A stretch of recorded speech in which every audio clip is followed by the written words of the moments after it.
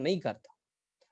एक जेनेटिक्स और molecular basis इससे अच्छे से पढ़ के जाओ, ये दोनों बोर्ड में बड़ा इंपॉर्टेंट है। हाँ, तो चलो ठीक है। तो मैंने ये बोला था कि जो आरएनए है, हाँ, ये हमारे अंदर आरएनए जो है वो 3 तरह के पाए जाते हैं। आरएनए राइबोन्यूक्लिक एसिड हमारे अंदर में 3 तरह के, हमारे अंदर में जेनेटिक मटेरियल की तरह काम नहीं करेगा। रीजन, हमारे अंदर ऑलरेडी डीएनए, हमारे अंदर ऑलरेडी डीएनए है, तो डीएनए जहां भी होगा आरएनए वहां जेनेटिक मटेरियल की तरह बिहेव नहीं करेगा। तो हमारे अंदर में जो आरएनए वो नॉन जेनेटिक है, वहां जेनेटिक मटेरियल की तरह काम नहीं करता। तो हमारे अंदर आरएनए कैसा है? Non genetic. ठीक है, तो आप बोलोगे सर क्या जेनेटिक मटेरियल की तरह कहीं काम करता है? क्या आरएनए कहीं जेनेटिक मटेरियल की तरह बिहेव करता है? तो आपका आंसर होगा यस। ये कुछ वायरस में, मैं फिर से बोल रहा हूं, कुछ वायरस में आरएनए जेनेटिक मटेरियल की तरह बिहेव करता है। जिस वायरस में डीएनए नहीं है, उस वायरस में आरएनए ही जेनेटिक मटेरियल की तरह काम करेगा। लेकिन मेरे अंदर, प्लांट के अंदर, बैक्टीरिया के अंदर, वहां पर जेनेटिक मटेरियल ऑलरेडी डीएनए, तो हमारे अंदर में आरएनए का काम सेकेंडरी है। सर क्या करेगा? तो आरएनए का मेन काम है प्रोटीन बनाने का। आरएनए का मेन काम हमारे अंदर दिया गया प्रोटीन बनाने में हेल्प करना। सर कैसे? हमारे अंदर मेनली जो आरएनए का काम है वो प्रोटीन बनाने में हेल्प करना है। सर कैसे? तो आरएनए हमारे अंदर में 3 तरह के मिलेंगे। एक का नाम होगा एमआरएनए, जिसे आप कहिएगा मैसेंजर आरएनए। ये बहुत डिटेल से आपको पढ़ना है, ये बहुत डिटेल से पढ़ना है। इसका स्ट्रक्चर बोर्ड के एग्जाम में बड़ा इंपॉर्टेंट है। आपके सीबीएसई बोर्ड में एमआरएनए का स्ट्रक्चर आएगा बनाने के लिए, याद रखिएगा, हर साल के पेपर में पूछा जाता है। चलिए सेकंड, सेकंड जो है वो आरआरएनए, आज पढ़ेंगे आरआरएनए, राइबोसोमल आरएनए। ठीक है, ये थोड़ा छोटा है, छोटा टॉपिक है, 5 मिनट्स में समझ में आ जाए। लेकिन सबसे खतरनाक जो टॉपिक है वो है टीआरएनए। ये बच्चे लोग पढ़ता है, एनसीईआरटी में एक पेज में गिवन है, फिगर भी बनाया है, लेकिन बच्चे पढ़ते तो है लेकिन भूल जाते, क्योंकि कुछ पता ही नहीं चलता। इस चैप्टर में बहुत सारी चीजें आपको इसलिए नहीं पता चलती क्योंकि चैप्टर का नाम क्या है? चैप्टर का नाम है मॉलिक्यूलर बेसिस ऑफ इनहेरिटेंस। यानी आपके अंदर में जो भी जेनेटिक मटेरियल है जिसे आप इनहेरिट करते हो, आप अपने बच्चे में डालिएगा, उसका मॉलिक्यूलर लेवल पे स्टडी करना, तो आपको दिखेगा ही नहीं। हम में लिखा है मॉलिक्यूलर बेसिस, मॉलिक्यूल लेवल पे स्टडी करना, तो ये कभी आप देख ही नहीं सकते। सर ये टीआरएनए आपने कभी देखा ही नहीं होगा, कैसे दिख सकता है नेकेड आई से? हम सेल को तो देख ही नहीं सकते। सेल के अंदर में बहुत ही माइन्यूट अमाउंट में छोटे साइज के होते हैं डीएनए, और डीएनए से भी छोटा है आरएनए। इसलिए इस पूरे चैप्टर में आपको हाइपोथेटिकल लगेगा, क्योंकि पूरा चैप्टर रिसर्च है। साइंटिस्ट ने अपने लैब में रिसर्च करके ये सब चीजें बताई। ठीक है, थोड़ा मेंडल वाला आसान लगता था। सर डाउन सिंड्रोम हो गया, सर क्लाइनफेल्टर सिंड्रोम हो गया, तो ऐसा आदमी आपको दिखता है, इसलिए थोड़ा आसान लगता है। इस चैप्टर की जो भी चीजें है वो लैब में दिखते हैं। तो चलो, टीआरएनए मेरे में से सबसे डिफिकल्ट पार्ट है, लेकिन एग्जाम के व्यू से सबसे इंपॉर्टेंट। आपके एनसीईआरटी में इसका फिगर बनाया गया है, आप एनसीईआरटी आप शायद लेके बैठा करो तो चीजें आसान हो जाएगी। बाद में जब आप एनसीईआरटी पढ़ेंगे तो चीजें आसान हो जाएगी। ओ, हमने यहाँ पर पढ़ भी लिया, समझ भी लिया, और जब आप एक बार जाके रीड करोगे तो 100% आ जाएगा, तो हमेशा के लिए याद हो जाते हैं। तो चलो, हमें 3 स्ट्रक्चर पढ़ने हैं। तो सबसे पहले हम लोग पढ़ने वाले हैं टीआरएनए। सबसे पहले डिफिकल्ट पार्ट ही उठाए, जिसका नाम है टीआरएनए मतलब ट्रांसफर आरएनए। टीआरएनए का फुल फॉर्म, पहला क्वेश्चन, ट्रांसफर आरएनए। सर किस चीज का ट्रांसफर? किस चीज का ट्रांसफर? ये एमाइनो एसिड को पकड़ करके, टी मतलब ट्रांसफर, किसका ट्रांसफर? एमाइनो एसिड का ट्रांसफर करेगा। सर कहां से? साइटोप्लाज्म से पकड़ेगा और ले जाकर के राइबोसोम तक छोड़ देगा। हाँ, इसलिए टीआरएनए का नाम हम लोग नाम देते हैं एडेप्टर आरएनए। याद रखिएगा, एडेप्टर। एडेप्टर आरएनए ये पकड़ करके लाता है। ये तीनों आरएनए में, या इसी को कैरियर कह दीजिए, ये पिक करके लगता है तो नाम दे देंगे कैरियर आरएनए। ये तीनों आरएनए में सबसे छोटा साइज का होगा। इसके अंदर में न्यूक्लियोटाइड के नंबर कम होंगे, न्यूक्लियोटाइड का नंबर कम मिलेगा, लगभग आपको मिलेंगे it is the 70 to 100 nucleotide का। ये नंबर अलग अलग बुक में वैरी करेगा, ये अलग अलग बुक में वैरी करेगा, तो ऑन एवरेज मान लीजिए 100 से तो कम ही होगा। ठीक है, यानी साइज छोटे हैं तो मॉलिक्यूलर वेट भी कम होगा। 100 ही न्यूक्लियोटाइड का, एमआरएनए तो 1000 न्यूक्लियोटाइड का होगा, इसलिए ये साइज वाइज सबसे छोटे होंगे ना। और इसे अगर आप 1 मोलर NaCl सॉल्यूशन में रखिएगा तो इसमें ये सॉल्युबलाइज हो जाएगा। तो नीट का क्वेश्चन था who is known as soluble RNA, ये सॉल्युबल हो जाता है, इसे कहते हैं सॉल्युबलर आरएनए। ये 1 मोलर NaCl में सॉल्युबलाइज हो जाता है। ठीक है, नीट में हर साल देखिएगा एक क्वेश्चन मस्ट है, हर साल आएगा, टीआरएनए दिखता कैसे है? What is the shape of tRNA? TRNA के शेप पे हमेशा क्वेश्चन पूछा जाता है। अगर नीट का पेपर गलती से अगर उठा लोगे पिछले 20 ईयर्स का, तो कम से कम 5 से 6 बार आए टीआरएनए का शेप। तो याद रखिएगा, अगर टीआरएनए को आप 2D फॉर्म में, 2 डायमेंशनल फॉर्म में देखेंगे, जो आज बनाएंगे 2D फॉर्म, 2 डायमेंशनल फॉर्म में देखिएगा, तो ये दिखेगा क्लोवर लीफ शेप। क्लोवर क्या होता है? Long. Clover leaf shaped, long में जो लीफ होता है उसके तरह दिखता है, इसलिए नाम दिया क्लोवर लीफ शेप्ड ना। बड़ा इंपॉर्टेंट है, जिस साइंटिस्ट ने इसे पहली बार बताया था they got the Nobel prize ना। साइंटिस्ट का नाम था रॉबर्ट होले, साइंटिस्ट का नाम था रॉबर्ट होले। उन्होंने टीआरएनए का स्ट्रक्चर को बताया and they got the Nobel prize, Robert Holley. ठीक है भाई। 3D में, 3D में बड़ा कॉम्प्लेक्स दिखता है, 3D में बहुत कॉम्प्लेक्स दिखता है, हमसे बन भी नहीं पाएगा, हमसे बन भी नहीं पाएगा, हम बनाएंगे भी नहीं। 3D फॉर्म में ये दिखेगा inverted L shaped, inverted L shaped. L को लीजिए उल्टा कर दीजिए, इन्वर्टेड एल शेप्ड। तो इन्वर्टेड एल को हम एनसीईआरटी के अकॉर्डिंग ऐसे लिख दें, एल को उल्टा कर दीजिए, उस तरह से दिखेगा। लेकिन 3D बनाना हमारे लिए आसान थोड़ी है, कॉम्प्लेक्स स्ट्रक्चर होता है, इसलिए हम लोग उसे नहीं बनाएंगे, हम 2D को बनाने वाले हैं। सर किसने दिया था? इंपॉर्टेंट नहीं है, किसने दिया था इंपॉर्टेंट नहीं है, लेकिन किम एंड क्लग नाम याद रखिए, याद ना कीजिए तो ज्यादा बेटर है, क्योंकि ये से कोई क्वेश्चन पूछा नहीं है, ना एनसीईआरटी में इनका नाम है। ठीक है, स्टेबल कौन है? तो 2D वाला ज्यादा क्लियर कट दिखेगा, स्टेबल।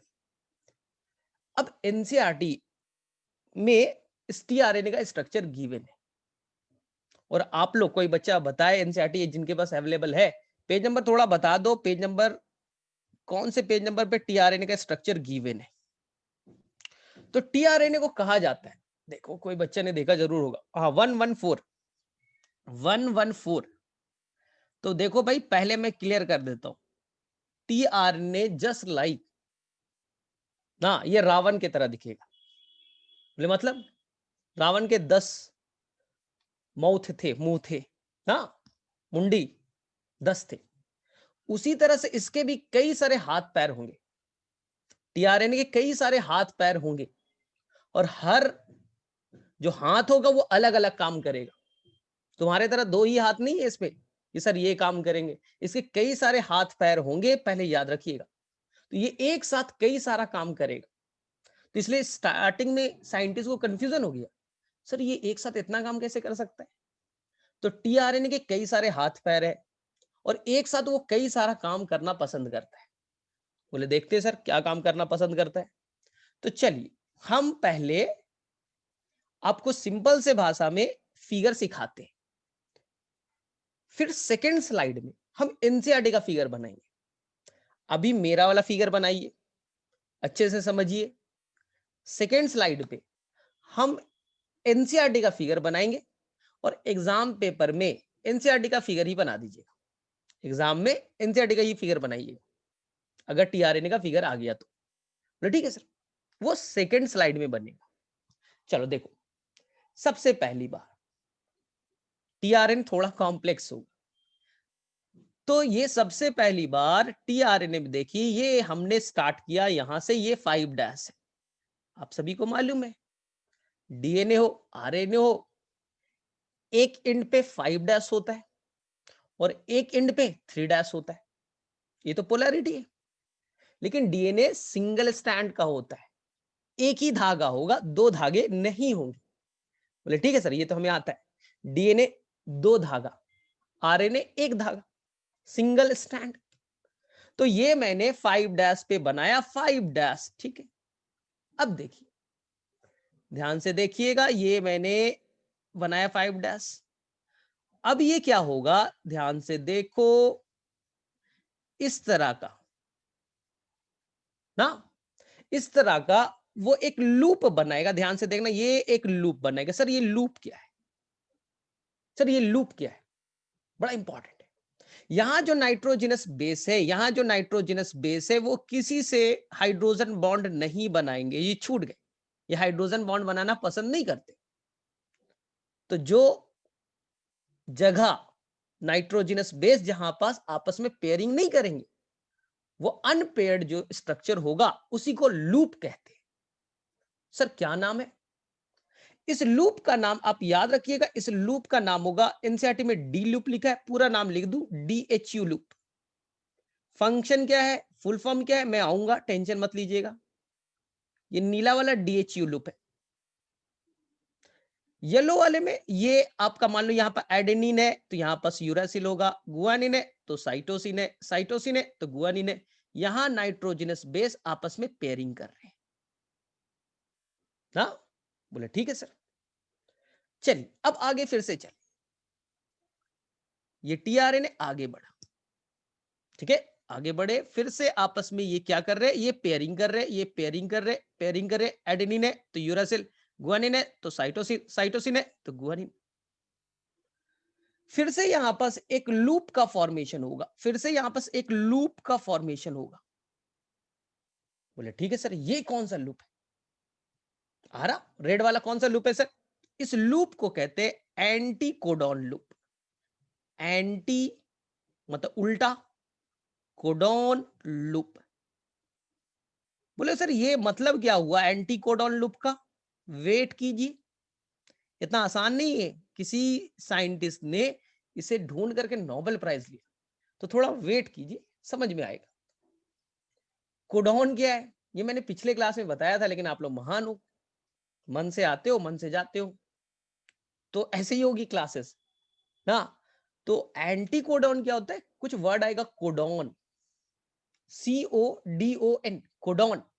कोडॉन का उल्टा पार्ट एंटी कोडॉन कहलाएगा। मैं बनाऊंगा, टेंशन मत लीजिए, एनसीईआरटी में गिवन है। बोले ठीक है सर, ठीक है। अब यहां पास एक और लूप बनेगा, ठीक, ठीक है। ये सर लूप क्या है, एक मिनट, ये व्हाइट वाला लूप क्या है सर, ये भी बता दो। वापस से नाइट्रोजनस बेस पेयरिंग, ए का यू, जी का सी। सर ए का यू क्यों बोल रहे हो, आरएनए थाइमिन की जगह यूरासिल पाया जाता है। यहां गुआनिन है तो सामने में साइटोसिन, साइटोसिन है तो गुआनिन पेयरिंग कर रहा है। फिर से यहां पास एक ग्रीन कलर का लूप बना। लूप वो जगह होता है जहां नाइट्रोजनस बेस आपस में पेयरिंग नहीं करते, अनपेयर्ड फॉर्म में, अनपेयर्ड है, आपस में पेयरिंग नहीं कर रहा है। सर इसका नाम हम लोग पढ़ेंगे टी साई सी लूप। खतरनाक नाम है भाई, टी साई सी लूप। बोले ठीक है सर, क्या करता है? बोले टेंशन मत लो, बताऊंगा। सर ये व्हाइट वाला भी तो लूप था सर, ये आपने नहीं बताया, छोड़ दिया। ये व्हाइट वाला जो लूप है इसका नाम है वेरिएबल लूप। इसका काम मैं बता देता हूं, ये काम वेरिएबल लूप। सर इसका काम बता दो, चलो इसका काम सिखाता हूं। आज तक जब से ये डिस्कवर्ड हुआ है, पिछले 60 साल में ना, आज तक इसका फंक्शन किसी को पता ही नहीं। किसी साइंटिस्ट को इसका फंक्शन पता ही नहीं है, तो मैं कहां से बताऊंगा। तो ये चीज पता चल गया, इसका फंक्शन स्टिल अननोन है। क्लियर? वेरिएबल लूप का फंक्शन स्टिल अननोन है, किसी को नहीं मालूम, मुझे भी नहीं मालूम, आपको भी नहीं मालूम, आपके एग्जामिनर को भी नहीं मालूम। लिख के आइएगा, बोले ठीक है सर। अब बताइए और कुछ लूप वूप है क्या? चलो अभी है भाई। फिर से यहां पर पेयरिंग हो रहा है, पेयरिंग हो रहा है, पेयरिंग हो रहा है, ठीक। और यहां पास देखिए, यहां पास देखिए, ये आपका हो गया 3 डैश, ये हो गया 3 डैश। चलो ठीक है सर, 3 डैश है। हमारे अंदर में 61 टाइप्स, कितने बच्चे? हमारे अंदर में 61 टाइप्स का टीआरएनए पाया जाता है। 61 तरह के टीआरएनए पाए जाते हैं। सर कैसे, कोई लॉजिक है क्या? तो मैं आने वाले टाइम में बताऊंगा कि हमारे अंदर कुछ कोडॉन्स होते हैं जो 64 तरह का होता है। 64 टाइप्स के कोडॉन होते हैं। सर क्या होता है, आगे पढ़ेंगे। जिसमें से 61 ही काम करते हैं। 64 में, 64 में केवल 61 ही काम करते हैं, 3 काम नहीं करते। तो हर कोडॉन को पढ़ने के लिए, हर कोडॉन को पढ़ने के लिए एक स्पेशल टीआरएनए होता है, स्पेशल टीआरएनए होता है। तो 61 कोडॉन है, तो 61 टाइप्स के टीआरएनए हमारे अंदर पाए जाते हैं। अपने बॉडी से कोई भी टीआरएनए निकालो, अपने बॉडी से कोई भी टीआरएनए निकालो, उसके 3 डैश पे ये 3 सीक्वेंस फिक्स होंगे, सी और ए। आप हमेशा चीजें 5 से 3 की तरफ पढ़ते, 5 से चलिए 3 की तरफ, इधर चलिए 3 डैश की तरफ। हर टीआरएनए में ये वाला पार्ट सी ए फिक्स्ड पाया जाएगा। कोई भी टीआरएनए हो, सी ए होना मस्ट है। और 5 डैश पे गुआनिन होना मस्ट है, ठीक है। हर टीआरएनए के 3 डैश पे सी साइटोसिन और ए होना मस्ट है। बोले ठीक है सर, यही स्ट्रक्चर है आपका टीआरएनए का। बोले सर ठीक है, जो बच्चा थोड़ा अननोन है, जो अभी थोड़ा लेट से ज्वाइन किया, उसे मैं बोलूं ये बताओ, ये कितने स्टैंड दिख रहा है तुम्हें? ये आरएनए जो है टीआरएनए कितने स्टैंड का है? तो बच्चा बोलेगा ये सर घुमा उमा हुआ है सर, डबल स्टैंड, 2 स्टैंड है। लेकिन ध्यान से सुनो, ये 2 स्टैंड नहीं है, ये देखो, ये आपका एक ही स्टैंड तो है, यहां से यहां चला, यहां से यहां, एक ही स्टैंड है ना। देखो ध्यान से देखिए, ये आपका एक ही स्टैंड है। तो पहला चीज नोट कीजिए, टीआरएनए कोई डबल स्टैंडर्ड नहीं है, ये सिंगल स्टैंड ही है। लेकिन आपस में कहीं कहीं पे हाइड्रोजन बॉन्ड बना ले रहे हैं, आपस में कहीं कहीं हाइड्रोजन बॉन्ड बना ले रहे हैं। तो एक ही स्टैंड के बीच में हाइड्रोजन बॉन्ड बन रहे हैं, 2 स्टैंड नहीं है, दोनों के बीच नहीं बन रहा है। इसलिए ये जो हाइड्रोजन बॉन्ड बन रहा है, यहाँ पर ए है, यहाँ पर यू है, आपस में हाइड्रोजन बॉन्ड, यहाँ जी है तो यहाँ सी है, हाइड्रोजन बॉन्ड बन रहे हैं, आपस में पेयरिंग कर रहा है, हाइड्रोजन बॉन्ड बन रहे हैं। इसलिए याद रखना है, टीआरएनए में जो हाइड्रोजन बॉन्ड बन रहा है वो बन रहा है इंट्रा मतलब with in strand hydrogen bond, intra strand hydrogen bonding हो रही है। अब पढ़ते हो केमिस्ट्री में intra hydrogen bond, inter hydrogen bond. DNA में 2 स्टैंड होते थे, एक स्टैंड ये था 5 to 3, एक स्टैंड ये थे 3 से 5। 2 स्टैंड थे ना, इनके बीच में आपस में पेयरिंग होती थी, हाइड्रोजन बॉन्ड बनता था। तो इस हाइड्रोजन बॉन्ड को आप कहेंगे इंटर स्ट्रैंड हाइड्रोजन बॉन्ड, क्योंकि दो स्ट्रैंड के बीच बन रहा है और यहां तो स्ट्रैंड एक ही है, आपस में एक ही स्ट्रैंड में हाइड्रोजन बॉन्ड बन रहा है, इंट्रा स्ट्रैंड हाइड्रोजन बॉन्ड, एक चीज। ठीक है सर, फंक्शन बताओ, सर फंक्शन बताइए। चल सिंपल भाषा, ज्यादा डिफिकल्ट मत करो। 5 से चलो भाई, ये आपका 5 है, 5 से चलो। सबसे पहले आपको अनपेयर्ड रीजन मिला, जिसे आपने लूप का नाम दिया, जहां भी अनपेयर्ड होगा उसे लूप कहेंगे, नाम है DHU लूप। नहीं याद हो रहा है, केवल डी लूप याद रखो, केवल डी लिख लो, एग्जाम में आंसर मिल जाएगा, 100% मार्क्स मिल जाएगा। डी लूप ना, पहले अल्फाबेटिकल डी आता है, डी याद कर। ठीक है सर, करता क्या है सर, ये जब प्रोटीन बनेगा उस दौरान ये एंजाइम से बाइंड करेगा, जब ये प्रोटीन बनाने जाएगा तो ये बाइंड करेगा डी लूप, किसे, एंजाइम से, खत्म, बस इससे ज्यादा नहीं याद रख, ये एंजाइम से बाइंड करेगा। ठीक है, एंजाइम से बाइंड किया। ठीक है, अब सर ये एंटी कोडॉन क्या है, इसमें मैं डिटेल से आऊंगा, टेंशन मत लो, एंटी कोडॉन पे टेंशन मत लो।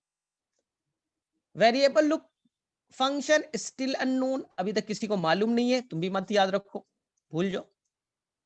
सर टी साइज सी जो है ये वाला बता दो, ग्रीन वाला, ये क्या करेगा, देखो ध्यान से, टीआरएनए का काम है एमाइनो एसिड पकड़ना और पकड़ करके राइबोसोम के पास लाना, तो राइबोसोम से जुड़ना चाहिए ना, राइबोसोम से जुड़ना तो चाहिए ना, तो टी साइज सी क्या करेगा, ये लूप राइबोसोम से बाइंड करने में हेल्प करेगा, इसी लूप से राइबोसोम से बाइंड करेगा टीआरएनए।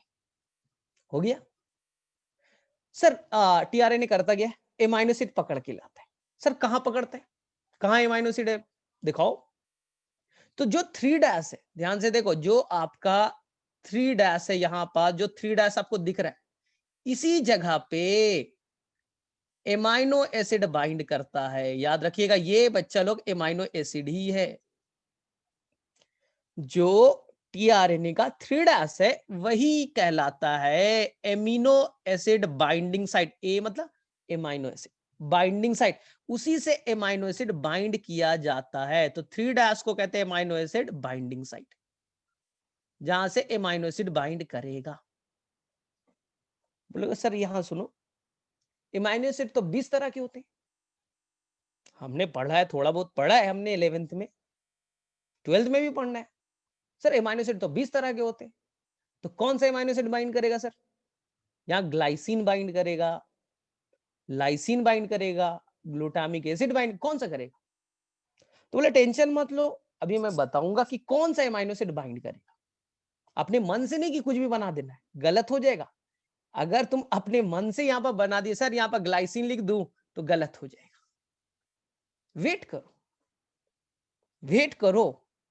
चलिए, ये मैंने स्ट्रक्चर अपना बना दी, लेकिन आपकी एनसीईआरटी क्या करेगी, इस स्ट्रक्चर को पलट देगी, मतलब इस स्ट्रक्चर को हमने 5 डैश से स्टार्ट किया ना, हमारी एनसीईआरटी 3 डैश से स्टार्ट करेगी और 5 डैश पे पहुंचेगी।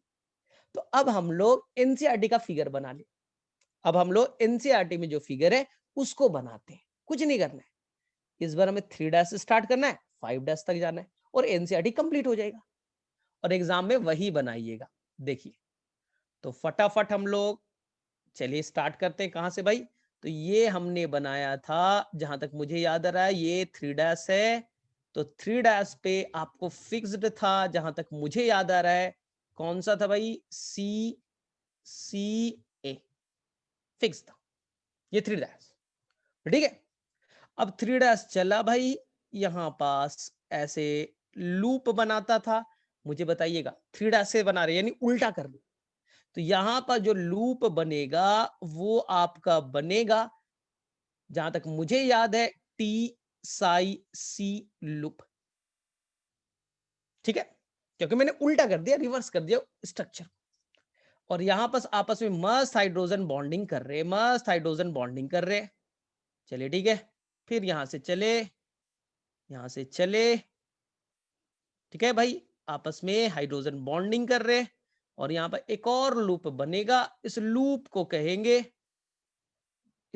को कहेंगे एंटी कोडॉन लूप। ये रेड वाले को कहेंगे एंटी कोडॉन लूप। अभी इसके बारे में पता चलेगा, थोड़ा वेट कीजिए, अभी क्लियर होगा।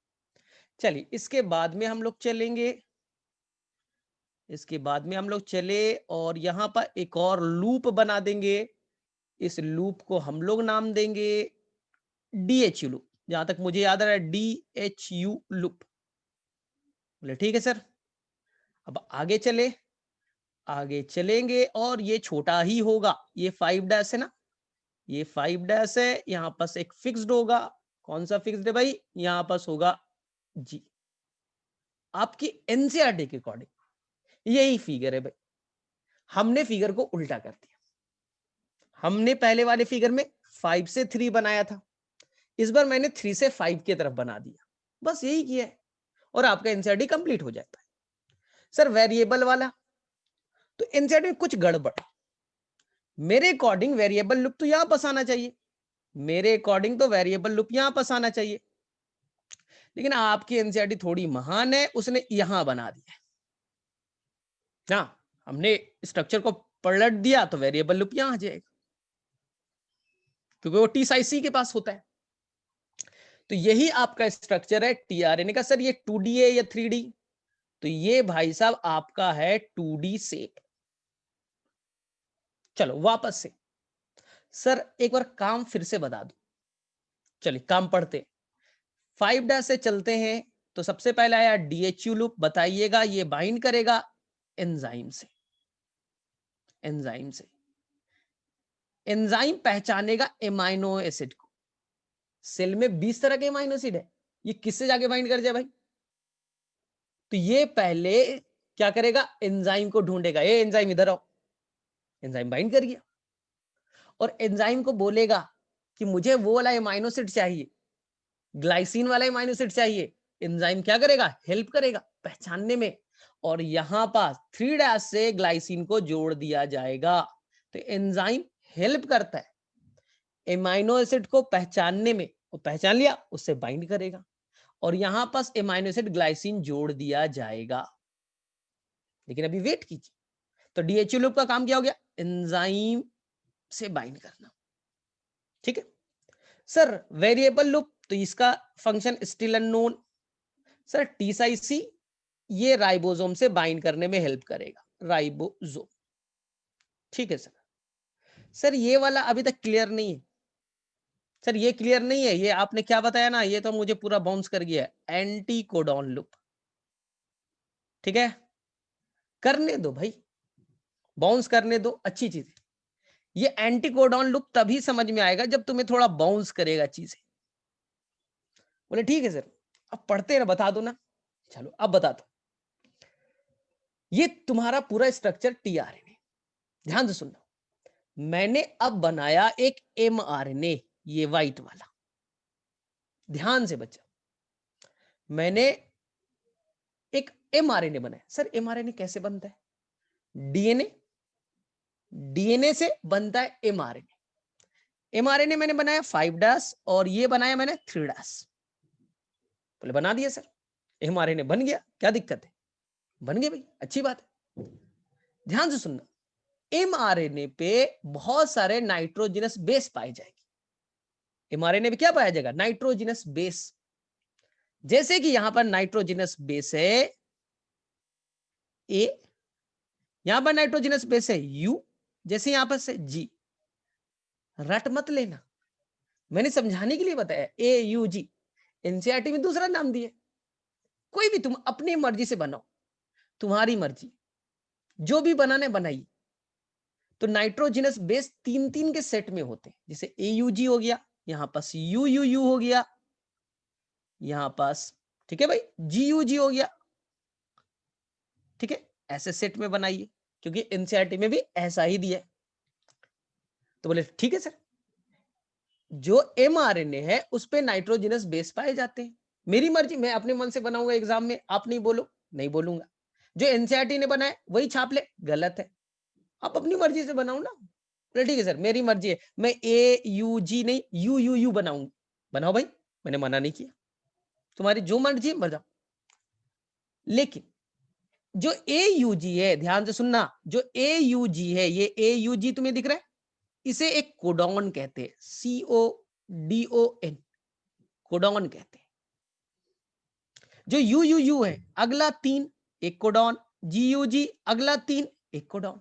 हर 3 को तुम्हारे स्कूल में एक क्लासरूम में मान लो 50 बच्चे, तो स्टार्टिंग वाले 3 बच्चे को फर्स्ट अब बेंच पे बैठा दो, तो 3 मिलकर के एक कोडॉन। अगला बेंच 3 बच्चे एक कोडॉन, 3 ही बैठना है, तो कोडॉन 1।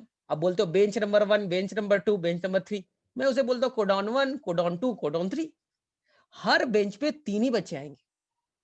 तो जो mRNA पे हजारों नाइट्रोजनस बेस है, मैंने तो यहाँ पर 3 3 3 9 ही बनाया ना, हजारों होंगे, मान लो 999 होंगे, 999 होंगे, तो कोडॉन कितने हो गए? बोले सर 3 से डिवाइड कर देंगे तो कोडॉन हो गया 333। तुम्हारे स्कूल में ना 99 स्टूडेंट है, तो कितने कितने बच्चा टेबल की जरूरत पड़ेगी? बोले सर एक टेबल में 3 बच्चे, तो 99 बच्चे है तो 33 टेबल। तो ये तो क्वेश्चन आता है नीट में।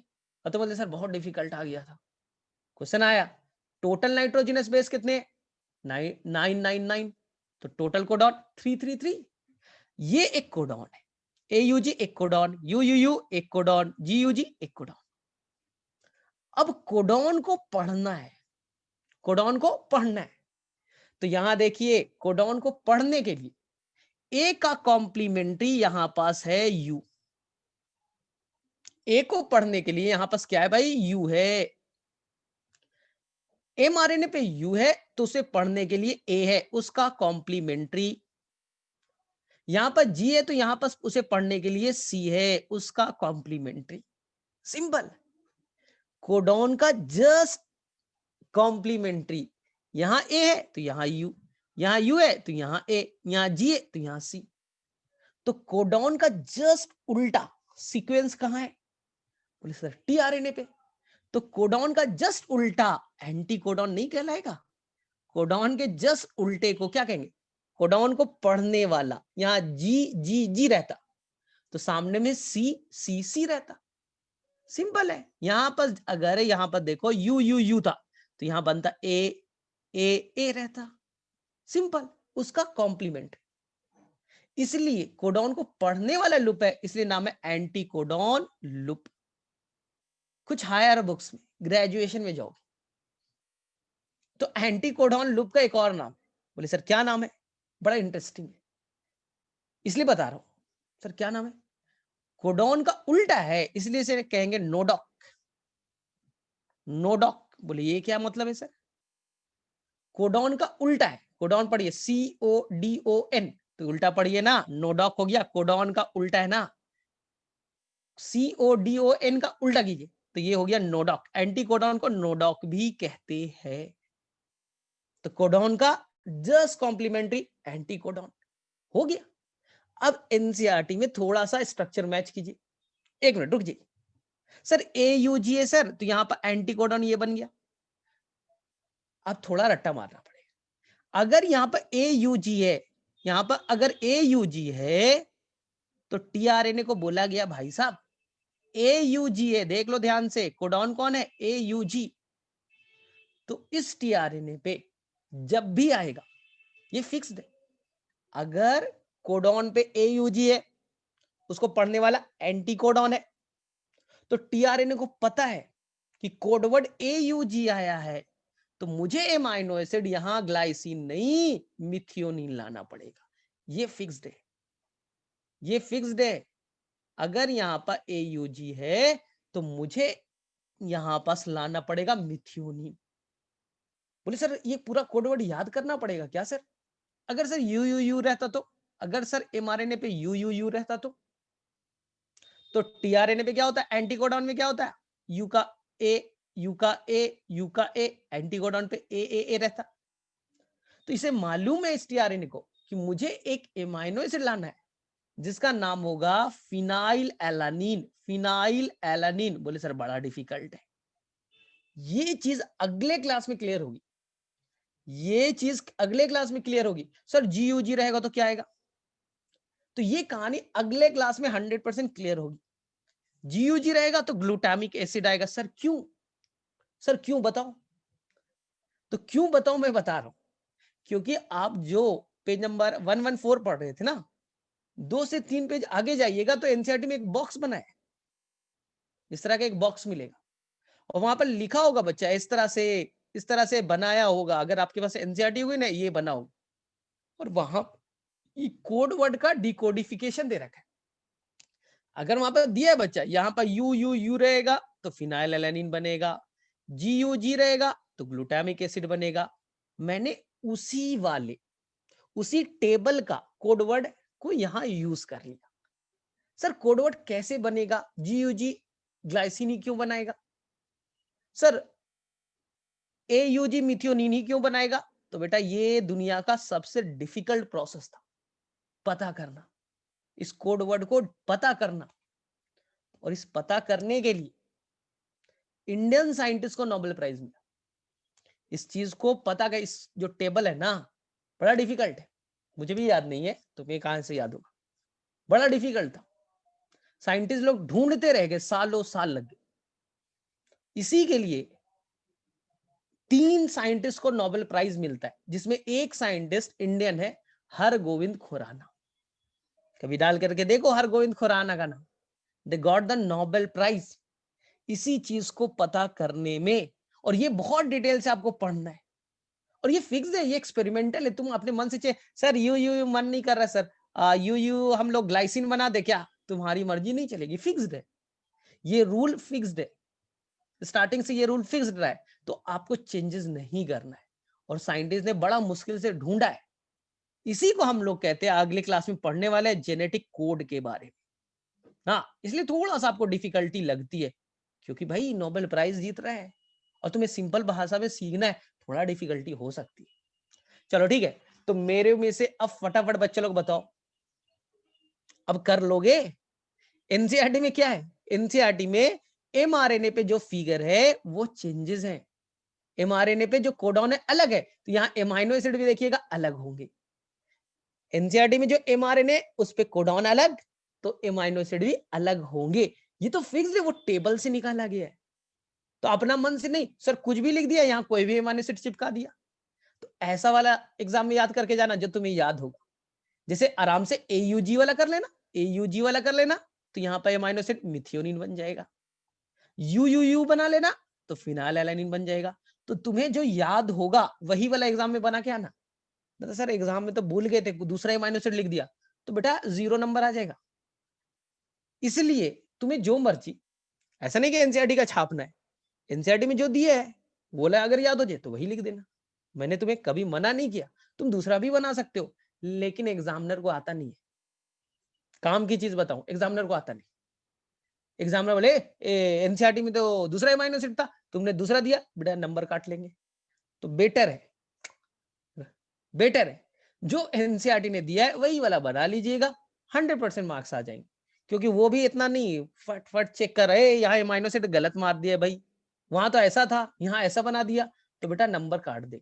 इसलिए बेटर है बता दो एनसीईआरटी में कौन सा अमीनो एसिड का नाम लिखा है। चलो बताओ मुझे, बताओ एनसीईआरटी है किसी के पास?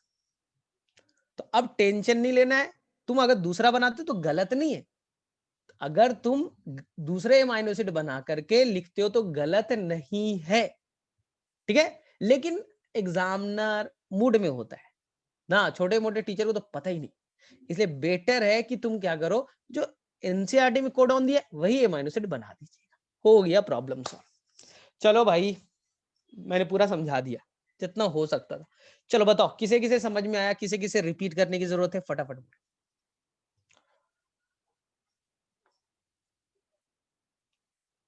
ठीक है, किसी को रिपीट करने की जरूरत है मैसेज में बोल सकते हो तो और इजी कर सकते हो। मैंने पूरी कोशिश की कि इजी कर दूं।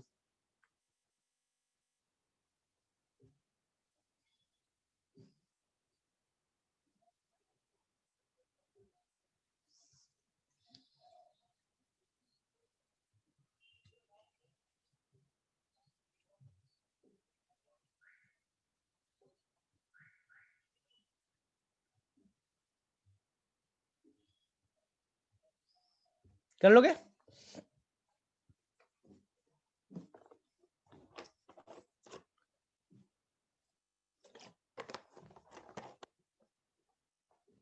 ठीक है, चलो ठीक है। अच्छा, इनिशिएटर टीआरएनए, टेंशन मत लो, व्हाट इज द इनिशिएटर, कोई नहीं, अभी आने दो, अभी बहुत लंबी कहानी है। इनिशिएटर मतलब जहां से स्टार्ट होगा, जहां से गाड़ी स्टार्ट होगी। तुम छपरा से दिल्ली की तरफ चलते हो तो पहला आपका रेलवे स्टेशन कौन सा है? बोले सर छपरा से स्टार्ट किया तो छपरा रेलवे स्टेशन आएगा। इसीलिए जब आप प्रोटीन बनाते हो, तो गाड़ी आपकी स्टार्ट होगी, जब भी आपकी प्रोटीन बनाना है, आपकी गाड़ी स्टार्ट होगी AUG से ही, AUG से ही आपकी गाड़ी स्टार्ट हो सकती है, अदरवाइज गाड़ी स्टार्ट होगी नहीं।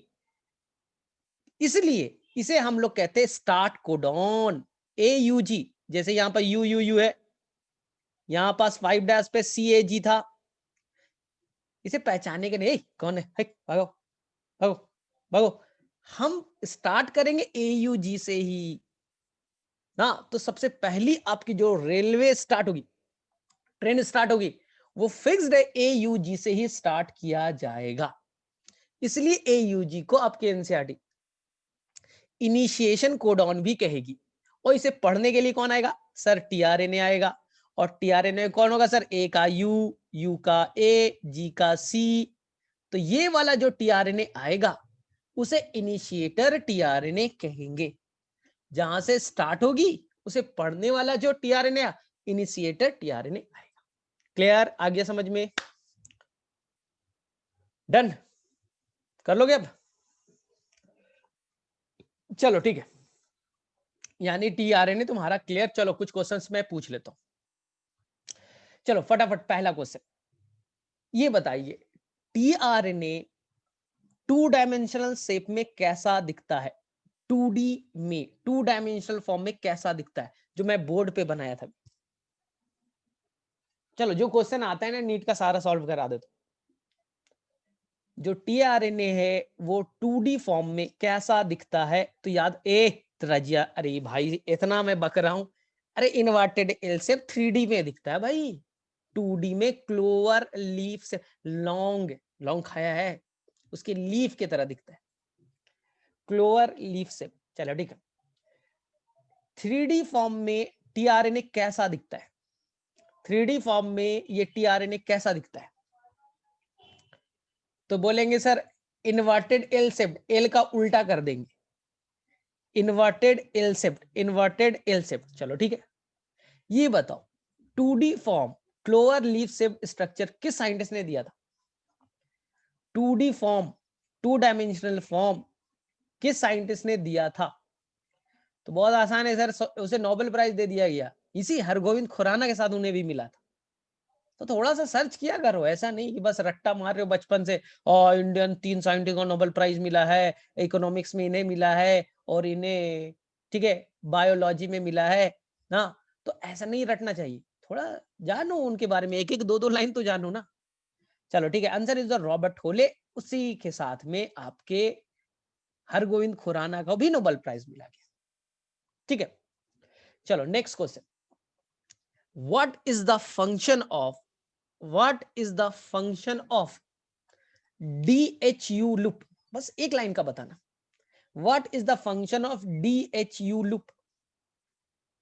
What is the function of DHU loop? बस एक लाइन का बता के छोड़ देना। बोले बोले सर ज्यादा हमें नहीं आता, बस ये याद है सर एंजाइम से बाइंड करेगा, खत्म, वो एंजाइम से बाइंड करेगा।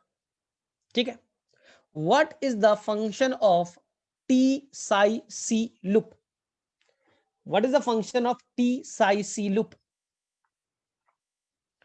तो बोले सर सिंपल है, राइबोसोम से बाइंड करेगा। इसके कई हाथ पैर है ना, एक हाथ से एंजाइम, एक हाथ से राइबोसोम को पकड़ लिया।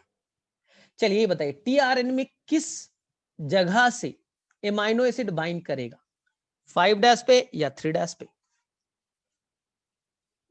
टीआरएनए में किस जगह पे एमाइनो एसिड बाइंड करता है?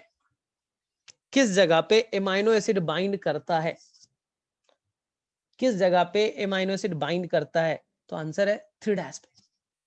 चलिए कोई भी टीआरएनए, तुम्हारे बॉडी का कोई भी टीआरएनए निकाल दो, तो 3' पे 3 न्यूक्लियोटाइड सीक्वेंस फिक्स्ड पाए जाएंगे। अगर तुम्हारे सेल का कोई भी टीआरएनए निकाल ले, उनके अंदर में हर टीआरएनए में वहां पास 3 न्यूक्लियोटाइड फिक्स पाए जाएंगे। तो आंसर, अगर 5 से 3 की तरफ पढ़ोगे तो आंसर होगा CCA। आपको पढ़ना चाहिए ना, 5 से 3 की तरफ पढ़ने का रूल है। अब 3 से 5 पढ़ोगे तो ACC आ गया, लेकिन अब 5 से 3 की तरफ पढ़ो तो CCA आएगा। ठीक है, चलो ठीक है। नेक्स्ट क्वेश्चन, ये जो टीआरएनए है वो सिंगल स्ट्रैंड का था या डबल स्ट्रैंड? ये जो टीआरएनए है वो सिंगल स्ट्रैंड का था या डबल स्ट्रैंड? तो बच्चे इसमें कंफ्यूज होते हैं, सर दिखने में तो 2 स्ट्रैंड लग रहा है आपस में जुड़े हैं। ये गलत है, मैंने पहले ही बोला है। बहुत सारे बच्चे इस स्ट्रक्चर को देख करके ये निकाल लेते हैं कि इसमें 2 स्ट्रैंड है। नहीं, एक ही स्ट्रैंड है, आपस में कॉइलिंग कर रहा है। हाँ, तो ऐसे हाइड्रोजन बॉन्ड को इंट्रा स्ट्रैंड हाइड्रोजन बॉन्ड कहेंगे। चलिए ठीक है, तो मेरे में से सभी बच्चे को क्लियर है। एक लाइन और, टीआरएनए थोड़ा सा यूनिक है। सर क्यों यूनिक है? ट्रांसफर आरएनए थोड़ा सा यूनिक क्यों है? उसका रीजन,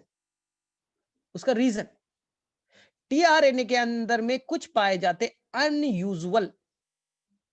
बोले मतलब सर अनयूजुअल नाइट्रोजिनस बेस। हमने पढ़ा है कि डीएनए में और आरएनए में एडेनिन, गुआनिन, साइटोसिन और यूरासिल ही पाया जाता है। हमें पिछले क्लास से क्या सीख रहे?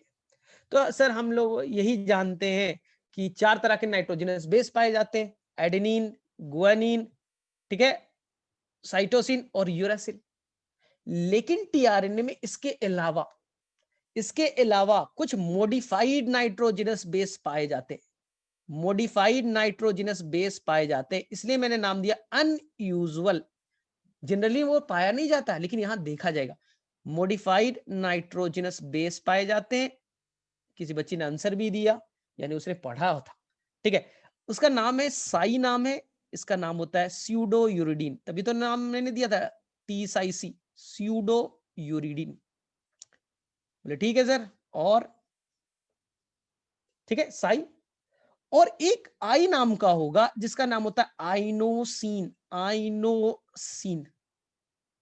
ठीक है, और एक था DHU, एक था DHU, डाई हाइड्रोयूरिडीन, डाईहाइड्रोयूरिडीन, डाईहाइड्रोयूरिडीन। तो आपको इतना नहीं रटना है, ठीक है, याद हो गया तो अच्छी बात है, नहीं हुआ तो कोई टेंशन नहीं, इतना नहीं पूछते। लेकिन थोड़ा सा पढ़ लो कि सर DHU लूप था ना, क्यों नाम पड़ा? क्योंकि उसमें एक नाइट्रोजनस बेस था मॉडिफाइड वाला, डाई हाइड्रोयूरिडीन। आई का मतलब हो गया आइनोसिन। सर आइनोसिन कहां था सर? सीडो यूरिडीन तो समझ में आ रहा है, जब आपने TSIC बनाया था समझ में आ गया। सर आपने DHU बनाया था, समझ में आ गया। आइनोसिन कहां था सर? वो थे आपके anti codon loop, anti codon loop में थे। तो इतने डिटेल में आपको नहीं जाना है। तो सर इसे आइनोसिन लूप क्यों नहीं कहा? सर इसे आइनोसिन लूप कहते, जैसा नाइट्रोजनस बेस उसका नाम पे लूप का नाम रखा था। साई पाया तो TSIC लूप नाम दिया, DHU पाया DHU लूप नाम दिया। तो सर आई लूप क्यों नहीं दिया? ठीक है, नहीं दिया गया, साइंटिस्ट ने नाम नहीं दिया, टेंशन नहीं लेना है, क्योंकि उसे नाम दिया हमने एंटी कोडॉन लूप। चलिए ठीक है। और सेकेंड चीज, टीआरएनए अपने आप में थोड़ा यूनिक है क्योंकि इसमें थाइमीन पाया जाएगा, क्योंकि इसमें पाए जाएंगे थाइमीन। बोले सर आपने बताया था थाइमीन तो केवल डीएनए में होता है, आरएनए में तो यूरेसिल होते हैं, लेकिन टीआरएनए थोड़ा अपने आप में यूनिक है। ये आरएनए होने के बावजूद भी थाइमीन कंटेन करता है। तो कभी गलती से आ जाए एक ऐसा कोई आरएनए है जिसमें थाइमीन पाया जाता है, तो बोले सर याद है हमें, आपने टी साई लिखा, टी का मतलब क्या था? यही तो है, टी का मतलब सर, टी आपने लिखा था TSIC, टी का मतलब थाइमीन ही तो हुआ। तो ये थोड़ा अपने आप में यूनिक है, इसमें थाइमीन भी पाया जाता है। तो बड़ा इंपॉर्टेंट था, इसलिए तो नोबेल प्राइज किसी को देते हैं। उन्हें पूरा हिस्ट्री चेंज कर दिया, उन्हें बोला ओ तुम लोग पढ़ते हो गलत। आरएनए बोलता है थाइमिन नहीं होता, मैंने थाइमिन ढूंढ लिया। और तुम बोला 4 ही नाइट्रोजनस बेस है, इसके अलावा भी होते हैं। तो टीआरएनए बड़ा यूनिक, ठीक है, मेरे में से कर लोगे। चलो अब आरआरएनए को देखते हैं, बहुत ही आसान है, 5 मिनट में हो जाएगा, बस 5 मिनट में खत्म। आरआरएनए, आरआरएनए में जान नहीं है। सर आरआरएनए होता क्या है? तो फुल फॉर्म तो कल ही बताया था। आरआरएनए का फुल फॉर्म बताओ बच्चे लोग फटाफट। आरआरएनए, बोले सर आरआरएनए का फुल फॉर्म है राइबोसोमल आरएनए, क्योंकि ये बनाता है राइबोसोम, क्योंकि सर ये बनाता है राइबोसोम। और ये सर सबसे स्टेबल आरएनए, आपको मालूम है, सबसे स्टेबल है, स्टेबिलिटी में सबसे ऊपर। और सर परसेंटेज में आ गया ना क्वेश्चन सर, 80% तो यही होते हैं। सेल में सबसे ज्यादा आरएनए कौन सा होता है? तो आंसर सर 80% जो आरएनए होते हैं वो आरआरएनए। सर ये बनाता क्या है? तो नाम में तो लिखा है राइबोसोम बनाता है। सर कौन वाला राइबोसोम? सर कौन सा राइबोसोम? तो आपके अंदर में प्रोकैरियोट्स में जो राइबोसोम है उनका नाम है 70S। आई थिंक सभी बच्चों को याद है। चलो एक क्वेश्चन पूछ रहा हूं जो 90% बच्चे गलत करते हैं। ये बताइए, आप यूकैरियोट्स हो ना, आपके अंदर में कैसा राइबोसोम है? 70S, 80S और बोथ? इसमें बच्चे गलती करते हैं, तो मैं क्वेश्चन को रिपीट कर रहा हूं। आप यूकैरियोट्स हो, आपके अंदर में राइबोसोम कैसा होगा? 70S, 80S और बोथ? तो हमारे अंदर में दोनों तरह के राइबोसोम होते हैं। ये बच्चे गड़बड़ करते हैं थोड़ा। बोले सर कैसे, कैन यू एक्सप्लेन? भाई ये तुम्हारा सेल है और ये भाई आपका न्यूक्लियस है। बोले ठीक। न्यूक्लियस से जुटा हुआ एक सेल ऑर्गेनेल होता है रफ इंडोप्लाज्मिक रेटिकुलम। बोले हाँ सर पढ़ा है हमने, क्लास 9th में ही पढ़ा था, 11th में भी पढ़ा। नाम है सर रफ इंडोप्लाज्मिक रेटिकुलम। क्यों रफ है भाई? क्योंकि इसमें राइबोसोम जुटे हैं, रफ शेप का दिख रहा है। सर एक स्मूथ भी तो होता है, हाँ, जिसमें राइबोसोम नहीं होगा, स्मूथ होगा। तो जो रफ इंडोप्लाज्मिक रेटिकुलम है वहां 80S राइबोसोम पाए जाएंगे।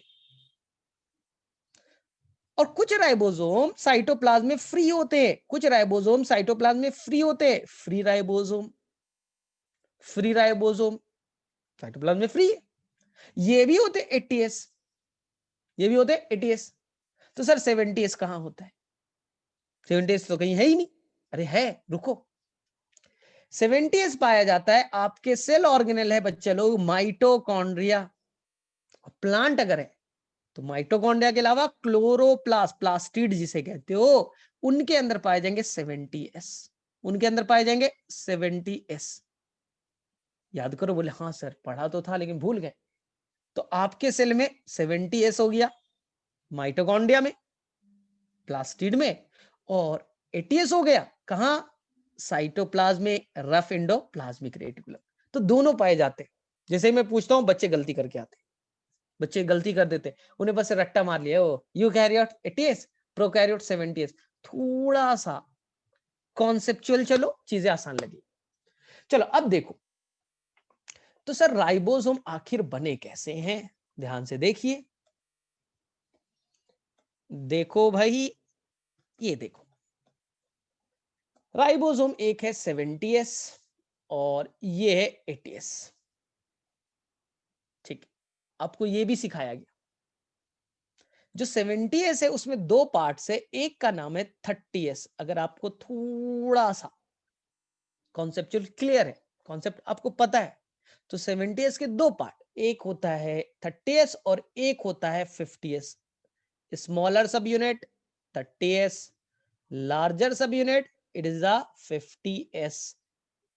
50 और 30 को जोड़ना नहीं चाहिए, ये तो एक यूनिट, ये एक यूनिट है जहां पर वो सेडिमेंट कर जाता है। अब राइबोसोम को लो और मशीन में डाल दो और घुमाओ, तो जिस जगह पे जाके ये सेडिमेंट के फॉर्म में यानी सॉलिडिफाई कर जाएगा, उस यूनिट को नोट कर लीजिए। जिसका बड़ा है तो ज्यादा यूनिट पे अपने आप को सेडिमेंट करेगा। तो ये बड़ा है तो 50S पे किया, ये छोटा है तो 30S पे किया। सर 30 + 50 ऐसा नहीं करते ना, 30 + 50 की जगह 80 हो जाएगा, लेकिन आपको याद रखना है 30 + 50 यहां पर 70s मानेंगे, जोड़ना नहीं होता ना। जैसे सर पानी की डेंसिटी 1 है और ऑयल तेल की डाल दीजिए, उसकी मान लिए 1.3 है, सर दोनों को मिक्स कर देंगे तो डेंसिटी 2.3 हो जाएगा। ऐसा नहीं होता, ऐसा नहीं होता ना कि दोनों को ऐड कर दीजिएगा तो डेंसिटी आपका दोनों को ऐड होकर के मिलेगा, ऐसा कुछ नहीं।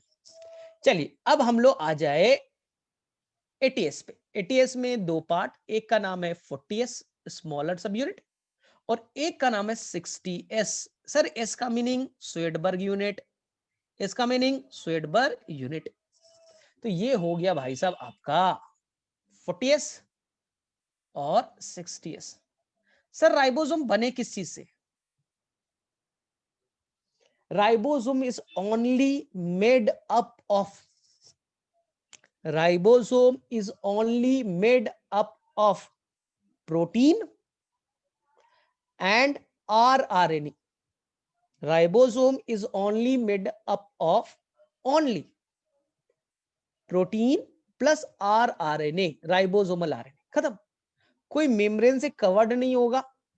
इसलिए सेल में जब आप पढ़ोगे क्लास 11 नीट में क्वेश्चन आएगा, ribosome is membrane less cell organelle. कोई भी मेम्ब्रेन से कवर्ड नहीं है तो मेम्ब्रेन लेस सेल ऑर्गेनल इसे कहते हैं, क्योंकि मेम्ब्रेन से कवर्ड नहीं है। बोले ठीक है सर, चलो अब फटाफट टॉपिक पे आओ ध्यान से। जो आपका 30s है उसमें एक rRNA पाया जाएगा, एकदम गांठ बांध लो, इसका नाम होगा 16s rRNA। 16s rRNA याद रखिएगा। सर 80s में नहीं पाया जाएगा, पाया जाएगा। वहां पर 16s के जगह पे होगा 18s, 18s rRNA। देखो 80 है ना, 80 है, 80s है ये, 80s में कौन सा मिला? 18s वाला मिल गया। बोले सर और? अब नीचे की तरफ आओ, नीचे में एक rRNA पाया जाएगा जिसका नाम होगा 23s rRNA, 23s rRNA। बोलेंगे सर 80s में नहीं पाया जाएगा, पाए जाएंगे। यहां पर 23s rRNA यहां पाया जाएगा 28s rRNA, 28s rRNA। ठीक है भाई। अब थर्ड, यहां पास एक rRNA पाया जाएगा जिसका नाम होगा 5s, 5s rRNA। ये 5s rRNA यहां भी पाया जाएगा। यही नीट का क्वेश्चन था कि ये दोनों RNA कहां कॉमन है। तो 5s वाला 80s में भी है, 5s वाले 70s भी है। तो ऐसा RNA का नाम बताइए, ऐसे rRNA का नाम बताइए जो दोनों जगह पे कॉमन है, दोनों राइबोसोम में पाए जाएंगे। आंसर करके आइएगा 5s rRNA। यह बड़ा इंपॉर्टेंट क्वेश्चन है। लास्ट वन, लास्ट वन, यहां पर एक और RNA पाया जाएगा जिसका नाम होगा 5.8s rRNA, 5.8s rRNA। तो देखो ये एक ट्रिक बना लीजिए, एक ट्रिक बनाइए। आपने पढ़ा 80s, 80, 80, 80s में 8 आ गया 18, 80s में फिर से 8 आया 28s, 80s में वापस से 5.8 आ गया। तो थोड़ा सा कोडवर्ड बनाइए तो याद होगा, ना तो डिफिकल्ट लगे, किसी के लिए भी डिफिकल्ट है। तो ये देखिए 80s है 8 वाला चलेगा, 18s, 28s, 5.8s और एक ही कॉमन है 5s दोनों में कॉमन है। ये बड़ा इंपॉर्टेंट है। और यहां पास 18 है तो यहां 16 होगा, थोड़ा छोटा है ना, यहां थोड़ा बड़ा है ना, 70s थोड़े छोटे है तो rRNA भी छोटा वाला होगा 16s। यहां 28 है तो यहां होगा 23s। And the last line जो मेरे में से पूरे नीट का सबसे फेवरेट क्वेश्चन है, पूरे नीट का सबसे फेवरेट क्वेश्चन है। अगर गेस करने के लिए बोला जाए कि अगले साल नीट में कौन सा क्वेश्चन आ सकता है तो मैं यही क्वेश्चन बोलूंगा। बोले सर कौन? पिछले क्लास में बताया था। आपके अंदर में जो भी मेटाबॉलिक रिएक्शन होता है, आपके बॉडी में जो भी मेटाबॉलिक रिएक्शन होता है, उसे कंट्रोल करने के लिए एंजाइम होते हैं। उसे कंट्रोल करने के लिए एंजाइम होते हैं, और एंजाइम प्रोटीन से बने होते हैं। साइंटिस्ट का मानना था एंजाइम प्रोटीन से बने होते हैं। All enzymes are made up of protein. लेकिन बाद में जब रिसर्च हुआ, उस साइंटिस्ट को इसके लिए नोबेल प्राइज दिया गया। उसने बोला ऐसा नहीं है। कई ऐसे जगह हैं जहां पर जो एंजाइम है वो प्रोटीन से ना बना होकर के राइबो न्यूक्लिक एसिड से बना है। कई ऐसे जगह हैं जहां प्रोटीन आरएनए से ना बना होकर के वो आरएनए राइबो न्यूक्लिक एसिड से बने। तो आरएनए एंजाइम की तरह बिहेव करता है वहां, इसलिए उसे हम लोग उस आरएनए को राइबोजाइम कहते हैं। तब से ये कॉन्सेप्ट चेंज हो गया कि all enzymes are made up of protein. ये स्टेटमेंट गलत हो गया। ये पिछले साल नीट का भी क्वेश्चन था। क्वेश्चन ये अब हो गया, स्टेटमेंट ये हो गया, most of the enzymes are made up of protein. Concept change हुआ, most of the enzymes are made up of protein. क्योंकि कुछ एंजाइम तो आरएनए से बने हैं, जिसमें ये 23S है। 23S एंजाइम की तरह बिहेव करेगा, ये आपका राइबोजाइम है। और 80S में 28S एंजाइम की तरह बिहेव करेगा। सर कहां पास बिहेव करेगा? तो जब प्रोटीन बनेगा तो दो एमाइनो एसिड को जोड़ने की बात आएगी। ये एमाइनो एसिड नंबर 1, ये एमाइनो एसिड नंबर 2। दो एमाइनो एसिड के बीच में पेप्टाइड बॉन्ड बनाने की बात आएगी। इस पेप्टाइड बॉन्ड बनाने में जो एंजाइम यूज होगा वो एंजाइम प्रोटीन से ना बना करके आरएनए से बना है। सर वो कौन सा आरएनए? यही 23S आरएनए है। आपकी एनसीईआरटी से ब्लैक पॉइंट में मेंशन करती है, बोल्ड करके। लेकिन वो ट्रांसलेशन वाले टॉपिक में एनसीईआरटी ब्लैक पॉइंट से बोल्ड करके लिखती है ना। तो ये चीज याद रखिएगा। इसलिए जो आरएनए उसे हम लोग कैटालिटिक आरएनए भी कह सकते हैं, क्योंकि ये कैटालिस्ट का काम कर रही है, एंजाइम की तरह बिहेव कर रही है। कैटालिटिक आरएनए याद रखिएगा, आरआरएनए, क्योंकि ये एंजाइम की तरह कैटालिस्ट के तरह रोल प्ले करती है। तो यही था आज तक का टॉपिक। हाँ, तो आज हम लोग यहीं पास कंप्लीट करते। तो अगले क्लास में अब थोड़ा पढ़िए, एनसीईआरटी जाके पढ़िए ये सब, टीआरएनए, आरआरएनए, ठीक, थोड़ा बहुत है, मुश्किल से 1 पेज होगा। अगले क्लास में बड़ा इंपॉर्टेंट टॉपिक करेंगे, ट्रांसक्रिप्शन, कि डीएनए से कैसे आरएनए का फॉर्मेशन होता है।